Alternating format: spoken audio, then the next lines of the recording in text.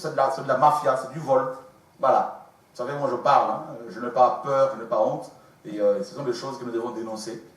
Je ne fais pas de la politique, mais je suis simplement en train d'informer mes frères et sœurs, d'informer le monde entier sur le vrai visage, hein, du monde, à la lumière de la parole. Qu'est-ce que la parole dit sur l'homme? L'homme est un être, mes amis, un être que Dieu a créé à son image et qui s'est détourné du Seigneur pour devenir un animal. Un animal qui détruit son environnement. Qui pollue la terre? N'est-ce pas l'homme? Un animal. Qui détruit même l'environnement des animaux. Vous avez vu à la vitesse à laquelle, mes amis, les forêts sont ravagées? Mais c'est impressionnant.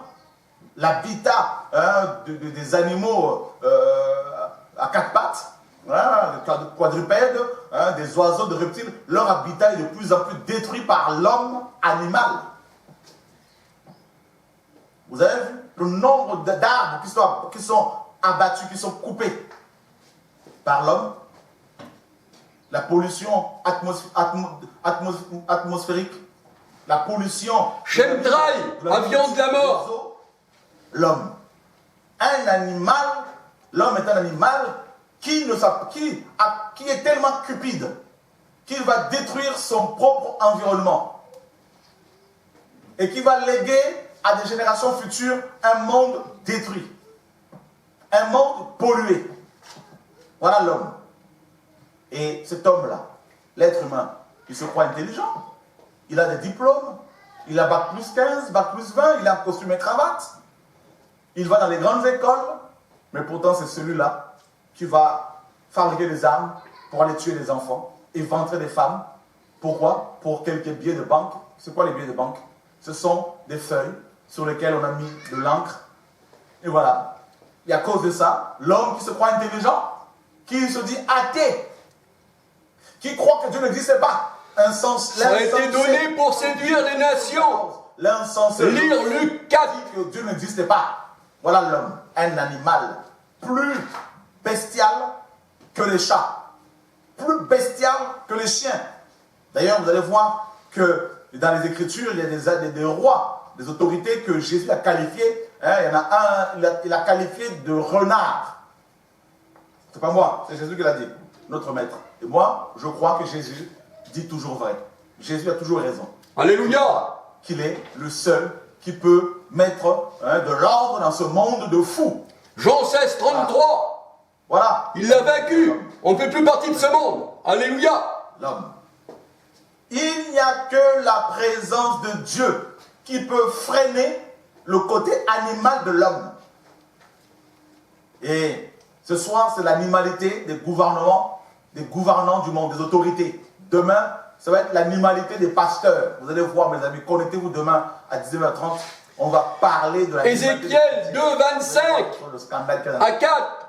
Vous allez comprendre que... Sophonie 3, 3. sont remplis d'animaux sauvages. Comme 1 Pierre 5, 8. Vous voyez? Des véritables jeunes. Seigneur, sauve-nous. Sauve-nous. L'heure est grave. Ce soir, nous sommes sur la première bête d'Apocalypse 13, 1 à 10. Apocalypse 17, verset 11 à 14. Elle ressemble à un léopard. Apocalypse 13, verset 1. Elle ressemble à un ours. L'ours, c'est la Russie. Je ne sais pas si on a trouvé l'image de la Russie. En tout cas, c'est l'emblème de la Russie. Comment? Donc là, c'est Berlin. Voilà. Donc, l'Allemagne, tout ça là. Et vous avez ensuite la quatrième bête, c'est Rome. Et Apocalypse 13. La Louve romaine. 13, Jean a vu. Elle a plusieurs mamelles. On voit les deux jumeaux, catholiques et protestants. Dans Daniel 2, ils se mettront ensemble par des alliances. Ils vont se mélanger par des semences humaines. Hein? Donc, ils vont avoir des semences humaines, de mélange mystique. La pierre angulaire qui est Christ a écrasé les nations. Bête d'Apocalypse 13. Jésus disait aux pharisiens, la pierre sur laquelle tombera, eh bien, elle sera écrasée, cette nation. Babylone qui... Il a vaincu le monde. Ce sont des alliances, voilà pourquoi il n'y a plus de frontières. entre les nations. Hein? Il y a beaucoup de frontières qui tombent. Voilà. Comment voulez-vous que, mes amis, ces hommes nous aident? Parce qu'il y a le côté animal, qu'ils ne gèrent pas eux-mêmes. Ça les dépasse. C'est le vieil homme. L'animalité de l'homme, c'est le vieil homme. Alléluia. L'homme adamique. La loi, Hein? l'ancien, Disposé au mal. toute chose est nouvelle. Il y a l'homme nouveau. Voilà. Voilà, l'ours est le symbole du drapeau, hein, de la Russie. Voyez, l'ours. Ah, la Russie.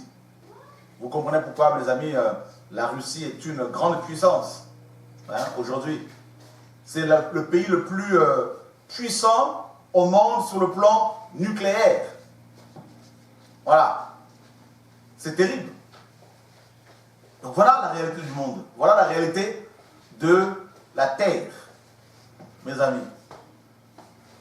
On va voir quelques images de guerre ici et là dans le monde entier. Vous allez voir maintenant les conséquences de l'animalité de l'homme, de l'être humain. Hein? Même les images de la Première et la Deuxième Guerre mondiale. Celui qui n'est pas né de Dieu. L'être humain est capable de commettre, de perpétrer. Pourquoi? Parce que c'est un animal. Un animal qui ne reconnaît pas que Dieu existe pour être transformé, pour que son esprit soit transformé. Jean Comprennent que 1, verset 1 à 13. pour qu'il comprenne qu'il ne doit pas tuer son prochain pour... Enfant de Dieu ou enfant de lumière, ou enfant des ténèbres. L'homme.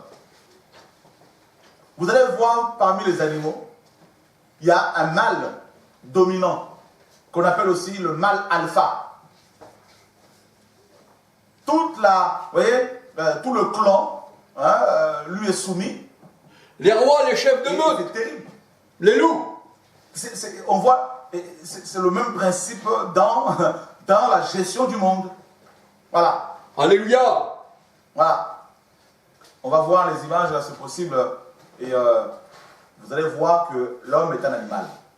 Si Jésus ne l'aide pas, pour qu'il devienne un animal spirituel, c'est-à-dire un agneau, hein, une brebis, eh ben, Le Seigneur a séparé les ténèbres avec la lumière. il Alléluia. restera, mes amis, un loup, il va rester un chien, un porc. Hein, demain, on va parler des porcs, des chiens dans les églises, vous allez voir. Les ténèbres ne l'ont pas reçu. Des renards, des serpents, qui vont de maison à maison pour aller détruire les frères, pour aller casser les frères. Hein, et puis, elles se présentent comme des femmes de prière. Et c'est vrai. Des hommes de prière. Alléluia. Des gens comme le diable. Ça va barder, mes amis. Ça va barder.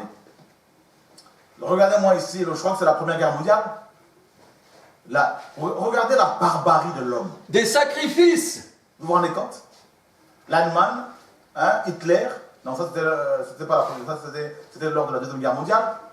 La Première Guerre mondiale. Sacrifices pour satisfaire. Eh bien, les grands de ce monde. C'est une guerre qui a touché, qui a, mes amis, eu des conséquences terribles. On va voir le nombre de morts lors de la Première Guerre mondiale. Hein? Vous allez voir à quel point les hommes sont des véritables animaux. Ils ont beau être en costard et cravate, ce sont des animaux à l'intérieur. Hein? Et c'est leurs actions qui prouvent que ce sont des animaux. Ils n'ont pas l'esprit, homme sans esprit. Les pertes humaines C'est écrit dans de Jude. la Première Guerre mondiale s'élèvent à environ 18 millions de morts. C'est terrible. 18 millions de morts. Voyez les insignes francs-maçons dans les cimetières américains. 1000 de morts pour les militaires et 8,9 millions pour les civils. Les alliés de la Première Guerre mondiale, comme les empires centraux, perdent approximativement plus de 9 millions de vies chacun. Voyez? Et cet article ne parle pas de la grippe de 1918, conséquence indirecte de la guerre. On va voir maintenant les pertes humaines de la Deuxième Guerre mondiale. C'est énorme. C'est terrible. C'est terrible. Sacrifice humain. Sacrifice par le feu. Pendant la Seconde Guerre mondiale. La Seconde Guerre mondiale fut le conflit le plus meurtrier de l'histoire, avec plus de 60 millions de morts, soit 2,5% de la population mondiale. C'est énorme. Les tableaux suivants détaillent les pertes de chaque pays.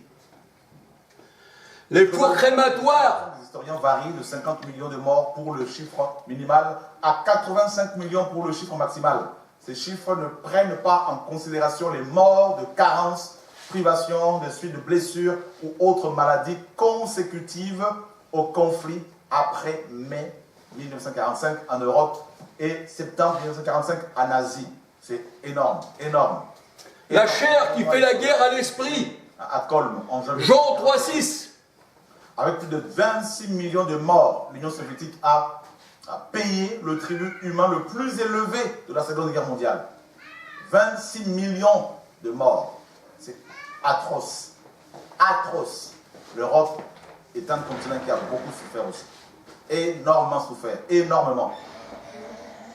Et c'est ce que l'Afrique est en train de connaître actuellement. Malheureusement. On va voir maintenant les estimations de guerre. La guerre en RDC. Hein? On va montrer les images de la guerre au Soudan. Tout ça. La barbarie de l'homme. Ce sont des animaux. Des animaux. Voilà. Et ce soir, mes amis, c'est la première bête qui nous intéresse. Vous avez vu? Toute la terre est dans l'admiration et l'adore. Toutes les religions sont rattachées à la franc-maçonnerie. C'est-à-dire le gouvernement mondial. Voilà. Darby était un franc-maçon du 33e degré. Billy Graham. D'autres guerres, d'autres troubles ici et là, les estimations là, hein, la guerre de la RDC par exemple, aujourd'hui, cette guerre continue à faire des victimes, hein, plus de 12 millions, je crois même qu'il y en a plus que ça. Voilà, les personnes pratiquement n'en parlent, les médias on n'en parle pas beaucoup, ça n'intéresse personne, voilà. Et demain vous allez voir les faux pasteurs congolais là, tout ça là, et qui se pavanent ici et là et qui sont enfermés dans leur bâtiment et qui ne prennent pas... Sophonie 3, versets 3 à 4. La vérité pour défendre les pauvres, les brebis du Seigneur. Ézéchiel 22, verset 25. Les vrais voleurs. À 6. Le ventre est rempli de dîmes. 1 Pierre 5, 8. Voilà. Donc, voilà, on va... Donc, le Congo. Comment 6 millions de morts peuvent-ils être placés sous silence médiatique? Comment c'est possible? 6 millions de morts. C'est ça le secret. Une estimation. Mais il y en a plus, il y en a plus de 12 millions, voire même plus.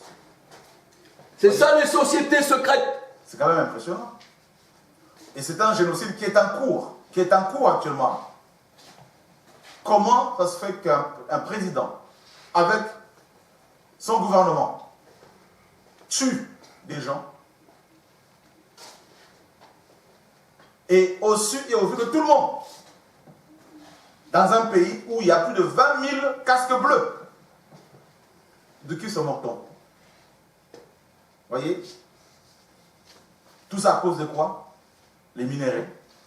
Alléluia, c'est vrai. Humaine. Mes amis, trouvent... L'argent est la racine de tous les maux. Homme de Dieu, fuis ces choses. Quand je vois ces femmes qui peuvent être nos mères... Tu es venu au monde nu, tu repars à tir à nu. Nos petites sœurs, nos grandes sœurs, nos tantes, nos cousines. Quand je vois ces jeunes hommes... Le Seigneur, il dit, c'est vous, eh bien, qui martyrisez les pauvres. Je me dis, comment un président peut dormir tranquillement? Vous, les chefs des nations, sa population, les nations. Comment un premier ministre peut dormir tranquillement tout en voyant sa population être décimée comme ça? Je me dis, ce sont des animaux. Voilà. Va au Seigneur. Pourquoi ils se comportent comme ça? Et je cherchais la réponse, eh bien je l'ai trouvée. Alléluia, alléluia, alléluia. Et l'Évangile dit, ce sont des animaux. Voilà. Parce qu'il n'y a qu'un animal qui n'est pas délivré de son animalité, qui n'a pas reçu le pouvoir de Dieu pour contrôler son côté animal. Les ténèbres ne l'ont pas reçu. À la souffrance de sa population. Voilà. Il y a des vases d'honneur et des vases de déshonneur. Manger, Jésus est le potier, alléluia. Romains 9. Alors que sa population est décimée.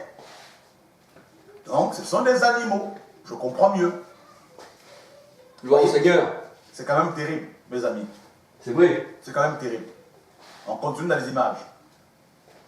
La barbarie, l'animalité de l'homme. Frères et sœurs, l'évangile, c'est aussi... On reconnaît l'arbre à son fruit. Vous enseigner comme ce soir sur le vrai visage du monde. Parce que beaucoup de chrétiens pensent que la vie chrétienne, c'est s'enfermer dans un bâtiment. On est fatigué de tout ça. C'est vrai. On veut être dans la rue. On est élus avant la fondation du monde. Jésus nous a choisis. Éphésiens 1,4, Jean 15, verset 16. Donc un élu ne choisit pas sa religion. Avant le monde, il n'y avait pas de religion. Vous trouvez une salle pour une conférence, pour une veillée, on va sortir pour aller prier pour les nations dans la rue. Voilà. On va prendre nos guitares, on va aller adorer le Seigneur dans la rue, on va préparer une sortie, les gens vont venir du monde entier, et on va être sur Paris, on va demander une autorisation, on va marcher. Ça ne sera pas un carnaval, ça va être, mes amis, on va se retrouver sur une place, on va louer, on va jouer de la guitare, prier pour la France, prier pour l'Europe, prier pour les nations, et dénoncer les exactions qu'ils ont commises ici et là.